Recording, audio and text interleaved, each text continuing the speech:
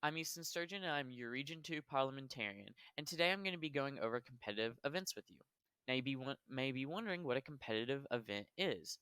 A competitive event is a competition which allows you to show either your academic, creative, imaginative, speaking, or performance abilities. Some will allow you to show multiple of these at the same time. Now, you may be wondering, why would I do one? Well, not just does it allow you to be more involved in the FBLA, but it also gives you the chance to place at region and move on to compete at state and a national level. Now, there you might be wondering, okay, what types of competitive events are there? Well, normally this page is a little bit more information, but as we're in different circumstances than usual, the individual competitive event pages are still being updated because of certain situation that's affecting all of us right now, which means that it is also affecting our competitions. But right now we can go over the categories that we know of. So one of the categories is an objective test, and that is where you simply take a test and you place based on how you perform. Another type of event is a prejudged project, which is where you submit something beforehand and it is judged before you get there or while you're there. And when you get to conference, you aren't actually competing because your submission has already been put in, and that's what you will be scored based off of. Another type of competition would be prejudged projects and presentations, which is where you submit something that is prejudged, but when you get there, you still have to present. Um, you have to do some kinds of presentation. Another form of event would be collaborative objective test and a team performance. So what this is it means that your entire team takes an objective test together, so you'll be talking it out, but then you also do a performance afterwards.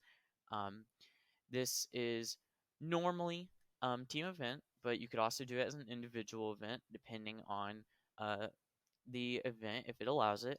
There's also presentation with equipment, which is different from other presentations because some presentation and performance events don't allow you to take anything in with you, or maybe only certain papers, depending on what it is, um, which means that you will be taking in specialized equipment that is provided in the guidelines. Of course, we don't have those in front of us, but we will soon enough whenever they get done updating and finalizing the individual pages for each of the events. So just make sure you come back here after you want to decide so that you can make sure that you're following the guidelines of your presentation. If it requires equipment, you don't want to bring in anything that isn't allowed. Um, Other categories that they don't have on here would be um, test and team performance. Now, not a collaborative objective test, but just objective test and team performance, which means that you take the test each individually and then you do a team performance together. One example of this would be parliamentary procedures, which I participated in last year. Um, you test beforehand and then you perform afterwards. But you do your test individually, so there's no helping your teammates on the test. Um, so there is that.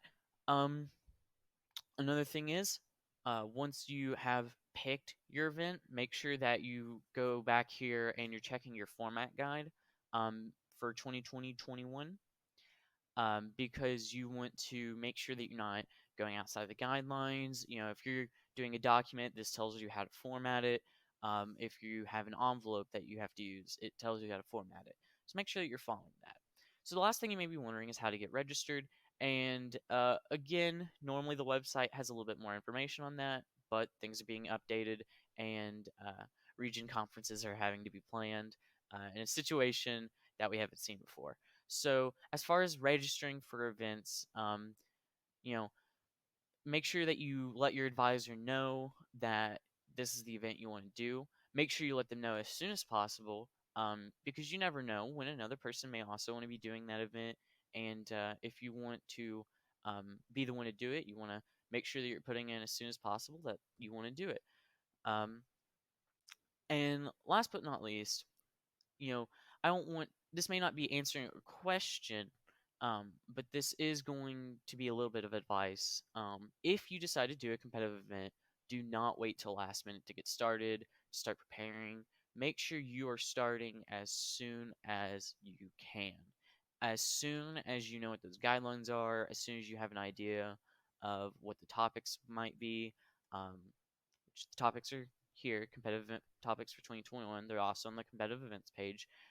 Look through this and make sure that you know how to address this topic if it's a possibility that it ends up in your um, competitive event. Start preparing as soon as possible. Um, I competed in parliamentary procedures for 2 years, and it's a big test bank along with a team performance that could have multiple different problems in it. And so the way we prepared and the reason we were able to win state is because we started early and we worked hard all the way through you know and if you move on, don't stop improving. If you're taking a test or something, if you're doing a prejudged event, there's not really a lot you can do about that.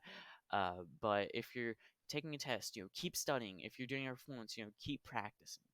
um, just give yourself the best opportunity possible to win.